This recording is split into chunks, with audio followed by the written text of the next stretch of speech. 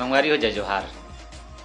मैं हा एक ठन वीडियो देखियो जेमें हमर मायारू बहिनी हा अब्बड़ सुग्घर अकन गरबा नृत्य के पंडाल मा छत्तीसगढ़ी वेशभूषा से सुसज्जित होके नृत्य करत रही। छत्तीसगढ़िया लुगा ल पहिन के बोला ओकर जो नृत्य है अब्बड़ नीक लागिस। आउ उमे और ओकर नृत्य में छत्तीसगढ़ के स्वाभिमान दिखिस, अपन नृत्य के प्रति, अपन संस्कृति के प्रति प्रेम माया दुलार दिखिस। बोला भाव विभोर कर दिस ओकर नृत्य है। आओ हो भी क्यों ना, छत्तीसगढ़िया समाज हमेशा से नृत्य प्रिय रहे है।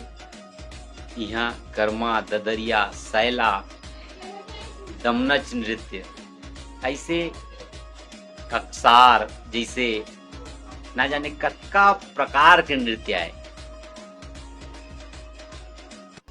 जरूरत है का हमन ला हमर संस्कृति ला जाने के, समझे के, हमर नृत्य ला जाने के, आउ उमे आउ का बेहतर हो सकते एला सोचे समझे के, ओकर मूल स्वरूप में बरकरार रखे उमे का बेहतर हो सकते एला सोचे के जरूरत।